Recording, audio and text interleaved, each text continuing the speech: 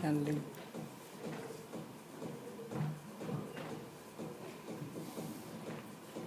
buenas tardes. Como somos tan poquitos, vamos a ver si es que lo hacemos un poco más dinámico. Hoy me propusieron hablar sobre algo que tenga que ver con la moralidad y tenga que ver con la ética en la política, y me parece que no hay otro tema más importante que hablar que el de la posmodernidad o la posverdad, como lo conocemos. Y empezamos preguntándonos qué significa la verdad, qué significa la posverdad, para qué nos sirve, qué quiere decir esto, qué estamos viviendo en la posverdad. Y es un desafío para mí intentar describir, intentar descifrar qué es la verdad. Y la verdad se configura con esta forma de entender entre puntos de referencia, no puntos de referencia que son estáticos, no son movibles, puntos de referencia que no son dinámicos y no son adaptables, sino que son verdades en todas las circunstancias, todas las culturas y en todos los tiempos. Mientras que la posverdad nos involucra en pensar en la verdad como una verdad dinámica, como una verdad adaptable, como una verdad que viene de acuerdo a las circunstancias y de acuerdo a lo que necesitemos hacer con ella. De hecho, es un problema tan importante en nuestra sociedad y sobre todo en nuestra política, que podamos pensar en estos temas de la posverdad y la verdad. Yo recuerdo que estaba investigando mucho de lo que hacen nuestras culturas actuales, y hay cosas que estremecen al ser humano, y quiero ver si es que podemos discutirlos un poco. Por ejemplo, la tribu de Zambia, de Papúa Nueva Guinea.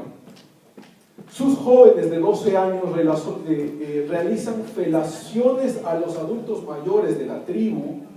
Se tienen que tragar el semen para ser considerados parte de la cultura. Y de hecho, una de estas páginas que promueven mucho el apoyo a las culturas dice, y lo voy a leer textualmente: el acto de realizar sexo oral y el acto de ingerir el semen es visto como una parte integral de la masculinidad, porque los niños son incapaces de madurar y convertirse en hombres, a menos que ingieran el semen y se adhieran a la idea de que todos los hombres tienen que comerse el pene. Y este es de la página Origen Cultura, que es una de estas páginas que promueve mucho la idea de cultura y de respetar todas las interpretaciones que tengamos de cultura. Y nos lleva también a preguntarnos entonces, ¿qué significa esto de la verdad? Porque si nosotros decimos, la verdad para mí, es decir, respetar esta cultura, para mí está bien, es moralmente adecuado hacer este tipo de prácticas, lo que quiere decir que esta verdad en la era de posverdad son adecuaciones a nuestros intereses y son adecuaciones a cómo veamos la cultura, son adecuaciones a cómo veamos la realidad, y no me impide de ninguna forma que yo diga entonces asesinar está bien, es moralmente adecuado, porque son formas culturales, y son formas culturales, son verdades que son adaptables, y nadie tiene el derecho de juzgar las otras verdades. De hecho, otra de los fenómenos que me impresionan mucho en esta era es lo que pasa en África. En Kenia muchas de las mujeres por ejemplo, son castradas sexualmente, es decir, su clítoris es castrado. Y una de estas páginas también que menciona sobre este tipo de atrocidades, dice igual textualmente, que hay muchas mujeres que están dejando las comunidades y están reclamando al mundo, literalmente: no somos trozo de carne y nunca nos vamos a dejar cortar. Y algunas mujeres han preferido suicidarse a dejarse hacer este tipo de prácticas. Y nos lleva, como digo otra vez, a tratar de entender la verdad como un sentido excluyente. Yo estoy aquí, estoy dando una conferencia en este momento para los que me están escuchando, y no estoy en la universidad dando clases. La verdad es excluyente, estoy aquí, punto, es excluyente. La verdad también es excluyente en sentido de moralidad, es decir, ¿es moralmente adecuado matar a una persona? Sí o no. No se puede aceptar dos formas, porque si se acepta dos formas de entender la moralidad o más formas, no existe la verdad y no existe la moralidad. Es decir, si nosotros aceptamos varias verdades, a la final lo que estamos haciendo es que la verdad se difumina y no hay verdad y no hay moralidad. Y esto es lo que nos lleva a pensar, nos lleva a pensar sobre todo. Yo había traído un ejemplo que a mí me fascina muchísimo, sobre Mahatma Gandhi. Toma ya una de las partes de la escritura bíblica y toma cuarta parte en la que Jesús está enseñando a dar la otra mejilla cuando uno es golpeado.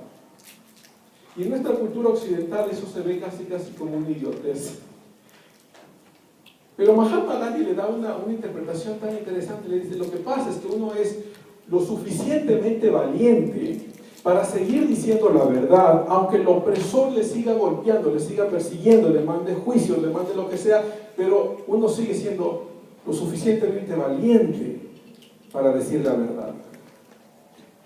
Y luego Martin Luther King Jr., este pastor negro que luchó por los derechos civiles en los años 60, coge la misma interpretación de Mahatma Gandhi, pero le da otro sentido.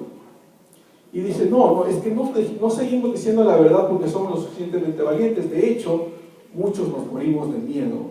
Sino que seguimos diciendo la verdad porque amamos a nuestro opresor. Es decir, seguimos diciendo la verdad aunque nuestro opresor nos persiga, aunque nuestro opresor nos persiga con juicios, o nuestro opresor nos siga vapuleando, no importa, seguimos diciendo la verdad porque amamos a esa persona. Y de hecho, Martin Luther King Jr., para algunos de los que conocen su historia, él fue a la cárcel varias veces, y una de las veces que él fue a la cárcel fue en Birmingham, Alabama, y él escribe una carta potentísima en Birmingham, Alabama, y yo les traje solo un párrafo de una carta muy larguísima que menciona el punto que quiero llegar. Y voy a leer literalmente, dice: ¿acaso no fue Jesús un extremista del amor? Amad a vuestros enemigos, perdonad a los que os dejan, haced el bien a los que os odian y rezad por los que abusan maliciosamente de vosotros y os persiguen. Llamós un extremista de la justicia, dejad que la justicia discurra como agua y que la equidad corra como inagotable manantial. Y Pablo, un extremista del evangelio cristiano: llevo en mi cuerpo las señales de nuestro Señor Jesucristo. Y Martín Lutero, un extremista: a lo dicho me atengo, no puedo obrar de otra manera, que Dios venga a mi ayuda. Y lo que está mencionando Martin Luther King Jr. como activista político es que no se puede tener dos verdades, no se puede decir que hay dos razas, la raza negra y la raza blanca, y seguir creyendo que hay equidad. No se puede decir hay dos razas, hay división racial. Si de hecho algunos de los que conocen la historia, había división racial en escuelas, en servicios públicos. Las escuelas, los estudiantes blancos se sentaban en las primeras filas y los estudiantes negros al último, solo si es que había espacio. Lo mismo pasaba en los buses. En los buses los estudiantes blancos se sentaban al principio y atrás para los estudiantes negros, solo si es que había espacio. Los baños eran separados, baños para blancos y baños para negros. Y a Martin Luther King Jr. le tocó visualizar una verdad que fue muy dura para él. Que muchos cristianos blancos estaban a favor de la segregación racial. Y él dijo, el problema no es la religión, justo en esta carta, más adelante, porque es una carta gigantesca. El problema no es la religión, el problema no es el cristianismo, el problema es que tiene que acercarse a Jesús para poder ver cuál es la verdad. Y él decía, no es posible que uno crea que la verdad es que somos todos iguales, pero hay segregación racial. No es posible que uno crea que la verdad sea, o la moralidad sea, no hay ninguna raza diferente, todos nos comportamos iguales, pero hay baños para una raza y hay baños para otra. Decía, y tomando las palabras de Martin Luther King Jr., la verdad es excluyente, lo que quiere decir que la moralidad es excluyente. No puede ser que en una cultura esté bien robar y en otra cultura no esté bien robar. Es excluyente la verdad. Lo que nos lleva a decir es, ¿qué es lo que justifica? Yo, por ejemplo, en este momento estoy diciendo, o diría, ¿qué pasa si a mí me gusta comer los dedos de los niños? Y ustedes dirían, qué barbaridad, ¿qué está proponiendo? Y yo les diría, ¿y qué? ¿Qué hace que su moralidad sea superior a la mía? ¿Qué hace que su moralidad sea impuesta sobre la mía? No hay justificación para pensar en sentido moral si uno no tiene la idea de que ese sentido moral es algo que trasciende nuestra materialidad, y ese sentido moral no se puede entender si esa trascendencia de materialidad no viene dado por un creador. Lo que quiere decir es que la idea de moralidad no tiene sentido si no se tiene la idea de Dios.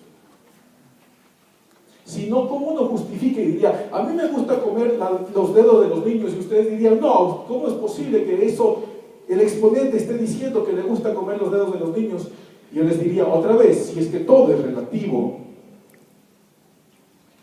¿qué hace que sus valores se impongan a los míos? Y muchas de las respuestas que yo encuentro a veces es que es una construcción cultural, es una construcción de la sociedad se ha puesto de acuerdo de que estos son los valores morales. Y yo les digo, ¿qué tal si yo vengo de otra sociedad, estoy viviendo aquí en Riobamba y esa es mi sociedad y esa es mi cultura? La pregunta sigue siendo la misma, ¿qué hace que sus valores se impongan sobre los míos? Por ello, la idea de moralidad no puede justificarse si no se tiene la idea de Dios. Lo que quiere decir es que sabemos que porque hay algo trascendental, ese algo trascendental fue dado por alguien más, y ese alguien más justifica que haya moralidad y la moralidad sea una sola y la verdad sea una sola. Mentir es malo siempre, aquí y allá y donde sea. Matar es malo siempre, aquí, allá y donde sea. Y nos metemos en el área de la política, digo, porque mi conferencia es cómo hacer política en la era de la posverdad. Corrupción es corrupción aquí, allá y donde sea. Robar en la parte política es aquí, robar aquí, allá y donde sea. Y si uno se pone a pensar, no, muchos de nosotros empezamos a justificar el robo. Roba pero hace obras. No, robar es robo aquí, allá y donde sea. Mentir es mentir, estemos aquí, estemos en Kenia o estemos en Corea del Norte. Y me lleva a pensar también sobre estos principios democráticos que nos llevamos, ¿no? Yo soy historiador económico y me encanta ver este desarrollo de las ideas. Me encanta ver, por ejemplo, Montesquieu, esta división de la democracia entre el ejecutivo, el legislativo y el poder parlamentario. Y esta división de la democracia luego empieza como la idea empieza como a difuminarse, ¿no? Ya no es esta división de poderes, sino cualquier otra cosa que otra persona crea que es democracia. Y se le llama democracia. De hecho, los países menos democráticos son los que se llaman democráticos. Y yo había traído el nombre exacto de Corea del Norte. Corea del Norte se llama República Popular Democrática de Corea. Y en Corea del Norte, por ley, el Estado es ateo. El hecho de profesar cualquier religión, no solo el cristianismo, puede ser que uno sea musulmán o puede ser que uno sea judío, es pena de muerte. Y otro de los ejemplos fascinantes, República Democrática Alemana. Esta Alemania que después de la Segunda Guerra Mundial, en la Guerra Fría, se divide en dos. Alemania se construye un muro gigantesco que pasa por Berlín. Y la Alemania del Este pasa al lado soviético. Y el lado soviético es una de las mayores atrocidades que tenemos en el siglo XX. De hecho, desde 1917, la Revolución Rusa, hasta 1991, que se acaba la Unión Soviética, se cuentan 50 millones de muertes. Lo que deja ver a la Hitler de Alemania y al nazismo casi como un niño de pañales. Durante el nazismo se mataron 6 millones de personas, de los cuales 1.5 millones de esas personas fueron niños. Y para muchos de nosotros es la mayor tragedia del siglo XX. Pero frente a lo que pasó en la Unión Soviética, es un niño de pañales. Fueron 60 millones de personas muertos durante estos años hasta 1991, y no fue el único experimento en el que murieron. También este experimento de imposición socialista en China, lo que produjo fueron 40 millones de personas asesinadas por el gobierno de Mao Zedong. Y uno dice entonces, ¿dónde está la moralidad? La moralidad es ver, esto es muerte, sea aquí, allá o donde sea. Esto es muerte, sea dentro de un gobierno democrático, o sea dentro de un gobierno dictatorial. El asesinato es asesinato. Y la vida de una persona es tan valiosa aquí, allá y donde sea. Lo que nos lleva a pensar es que la moralidad tiene que ser defendida porque es la verdad. Y esta verdad tiene que ser defendida, estemos aquí, allá, donde sea. Pero sí, y esto nos propone es más una circunstancia de pensar en qué actitud estamos. Estamos en la actitud de que vamos a adaptarnos. Yo creo que de los jóvenes que están acá, quizá muchos quieren entrar en política. Y me lleva a pensar lo mismo. ¿Estamos dispuestos a adaptarnos, a dejar robar porque hace obras? ¿O estamos dispuestos a decir eso es robo, sí o sí, siempre y en todo lugar? Eso es corrupción, sí o sí, siempre y en todo lugar. Y si es que estamos dispuestos a adaptarnos, bienvenidos, son el ejemplo perfecto de una era de la posverdad. Si es que no están dispuestos a adaptarse, si están dispuestos a defender la verdad siempre y la moralidad siempre, es un desafío que nos llevamos para esta era. Porque vivir en la era de la posverdad no es fácil. Requiere de valentía, como decía Mahatma Gandhi. Y como decía Martin Luther King Jr., requiere de amor. Amor al oponente a pesar de que te persiga. Amor al opresor a pesar de que te siga pegando. Y esto nos lleva también a pensar, porque la charla es cómo hacer política en la era de la posverdad. Pues cómo hacer política teniendo unos principios.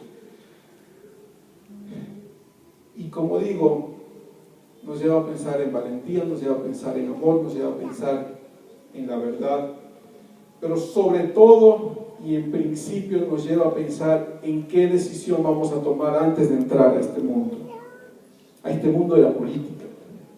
¿Qué decisión voy a tomar? ¿Voy a ser de aquellos que me adapten porque es el líder máximo, voy a soportar todo lo que haga? ¿O aún a pesar de ser el líder máximo, voy a decir lo que es verdad siempre?